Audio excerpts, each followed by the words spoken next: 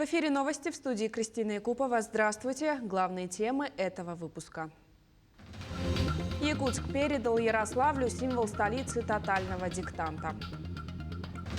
Семьям погибших солдат во время военной спецоперации в Украине власти республики выплатят 1 миллион рублей. Мастера Якутии отмечают свой праздник шествием в костюмах.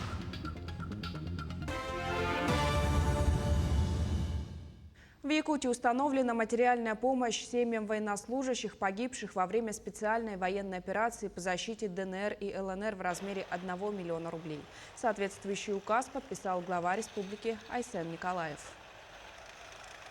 Около 2900 преступлений, совершенных с использованием информационных технологий, зарегистрировано в Якутии в 2021 году. Координационное совещание руководителей правоохранительных органов республики состоялось накануне. Рассмотрены вопросы противодействия преступлениям, совершаемым с использованием информационно-телекоммуникационных технологий, активное применение компьютерных технологий, возможностей сети интернет, электронных средств платежей и мобильных телефонов во всех сферах жизни общества являются неотъемлемой характеристикой современности. При этом стремительное развитие информационных технологий обуславливает и существенный рост количества совершаемых преступлений с их использованием. Наибольшее количество преступлений совершено в городах Якутск, Мирный, Нерюнгри, Удачный и поселок Айхал, а также в Алданском, Ленском, Намском, Нюрбинском и Хангаласском районах.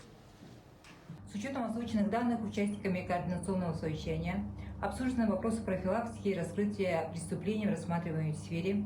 Отмечено, что борьба с преступлениями, совершаемыми с использованием современных технологий, является одной из первоочередных, и для успешного решения необходима консолидация сил всех правоохранительных органов. По итогам совещания прокурором республики определены конкретные мероприятия, исполнение которых взято на контроль. Якутск передал символ столицы тотального диктанта городу Ярославлю. Передача статуэтки и престижного звания состоялась в посредстве Якутии в Москве. На встречу специально приехали координаторы диктанта из Якутска, Ярославля, а также представители штаба тотального диктанта. Организаторы отметили высокий уровень проведения культурно-просветительской акции и также пожелали Ярославлю успехов в проведении диктанта этого года. По традиции, город-победитель становится центром акции. Там организуется главная площадка, на которой текст зачитывает автор. А за трансляцией наблюдают участники по всему миру. Так, в 2021 году акция объединила 123 страны, а это более 675 тысяч человек. Главная цель диктанта – повысить интерес к изучению русского языка и повысить уровень грамотности среди населения. Уже 9 апреля в Ярославле диктант прочтет автор Марина Степанова. В Волковском театре развернется главная площадка. В течение года ожидаются и другие мероприятия. Передаем. Это только подстегивает придумать что-то интересное и продолжать традиции предыдущих столиц. То есть, например, в этом году мы подхватим фестиваль грамотности, который проходил в Якутске, и проведем его в Ярославле, а также внесем свою лепту, свой вклад в проект и будем выбирать талисман тотального диктанта.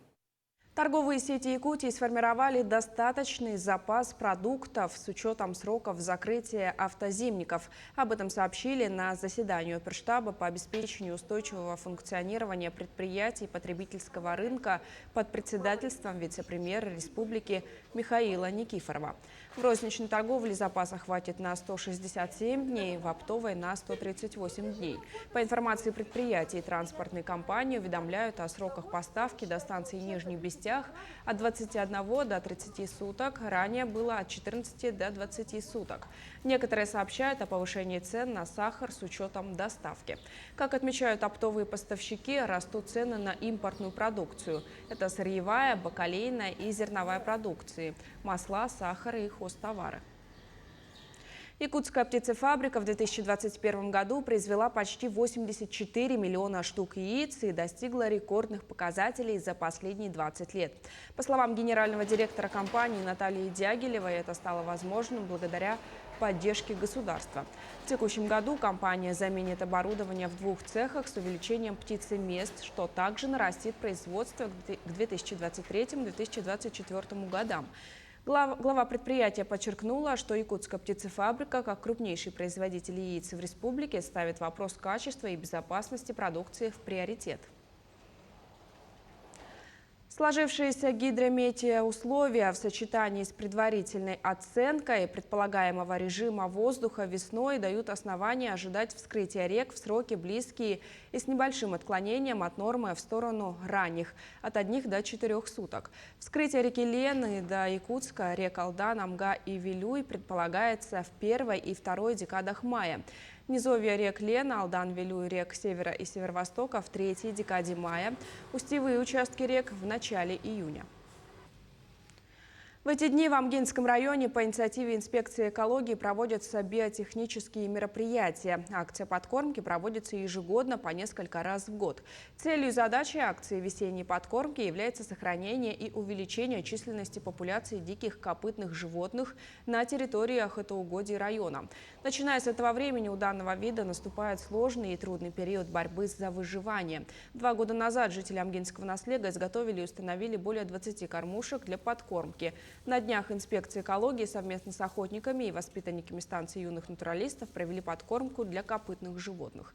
Инспекторы Амгинского экологического надзора призывают провести недельную акцию подкормки, так как одного дня для акции не хватает для полноценного проведения биотехнических мероприятий.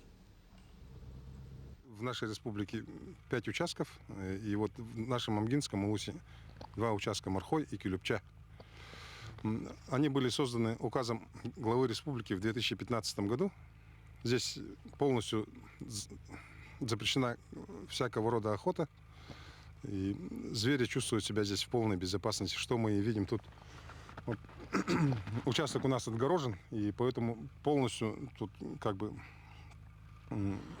наблюдаем следы только диких животных, изюбря и косули. Эпидемиологическая обстановка на территории Нерюнгринского района остается напряженной. В последнее время отмечается рост по респираторным заболеваниям.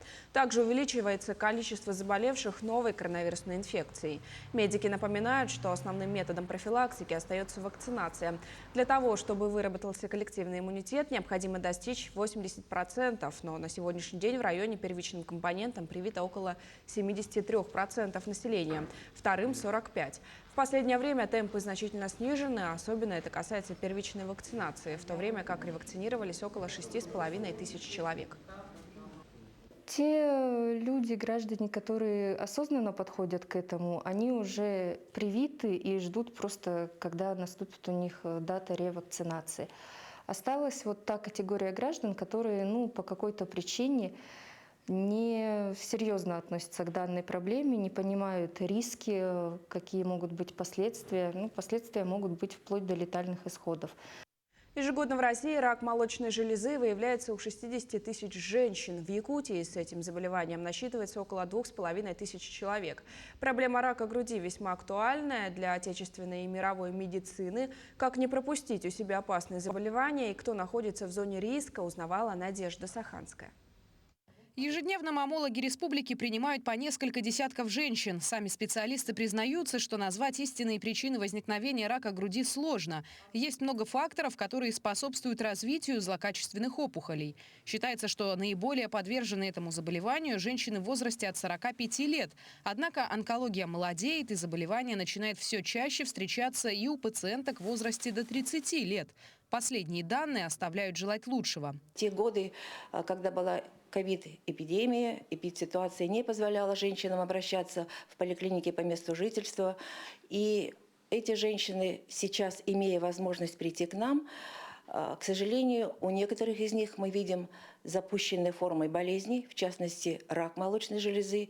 И что даже, о чем мы сильно сожалеем, что наши коллеги, врачи, которые работали в красной зоне и тоже не имели возможности показаться к маммологам, онкологам, у них тоже есть заболевание молочной железы, и мы на сегодняшний день они находятся на этапе диагностики, потому что есть подозрение, что это опухоли недоброкачественные. И эти годы пандемии, к сожалению, ухудшили состояние здоровья женщин в сторону того, что сейчас появляются даже запущенные, не только ранние, но даже запущенные формы рака молочной железы. Учитывая, что многим сложно принять факт существования онкологии, соответственно, начинают возникать и многочисленные мифы, в которые некоторые начинают охотно верить. В частности, касаясь рака груди, принято считать, что одна из распространенных причин появления опухоли – пластические операции. Женщины перед тем, как обратиться к то есть перед пластической операцией, должны пройти у онколога-мамолога полное обследование молочных желез, которое включает всех индивидуально, но желательно и маммографию, и ультразвуковое исследование. И известно, что женщины, которые перенесли пластическую операцию, чаще, чем кто-либо другой, обращаются на консультацию к онкологу, маммологу, для того, чтобы знать состояние имплантов, контролировать здоровье свое. И поэтому у них, возможно, несколько чаще обнаруживаются какие-либо изменения, потому что они просто регулярно посещают врача-маммолога. Однако на самом деле предотвратить заболевание всегда можно благодаря профилактике. К сожалению, многие боятся идти к врачу, потому что не хотят слышать плохие новости. Однако чем раньше есть возможность обнаружить опухоль, тем больше есть шансов на полное излечение. Надежда Саханская, Григорий Николаев, Якутск. Рождение ребенка – это всегда праздник. В Национальном центре медицины состоялась торжественная выписка тройни семьи Васильевых. Эта многодетная семья уникальна тем, что до появления на свет тройняшек в семье уже росли и воспитывались мальчики-близнецы. Дети появились на свет 30 декабря 2021 года. На протяжении месяца малыши росли и набирали вес под наблюдением специалистов Республиканской больницы номер 1. Накануне весеннего праздника трое малышей, 2 мальчика и 1 девочка отправляются домой. По словам генерального директора Национального центра медицины, эта тройня своего рода открывает год матери в республике. Благодаря нашим врачам и слаженной работе все сложилось, слава богу, стабильно. Планировалось, конечно, донести побольше срок. Чем больше срок, естественно, и весу, и по состоянию здоровья они лучше. Один день считается, это жизнь почти недельная, если не считая утробная. Ко Дню народного мастера районы присоединяются к массовому мероприятию шествия в национальных костюмах. Так, накануне представители Анабарского района вышли на шествие. Свои наряды показали мастерицы сел Юрюнг-Хая и Соскылах. Благодаря кропотливому труду предками мудрых мастеров сохранены национальные традиции коренных народов Анабара. Напомним, Республиканский день народного мастера отмечается сегодня в столице республики. Также мастера со всех уголков Якутии примут участие в шествии в национальных костюмах.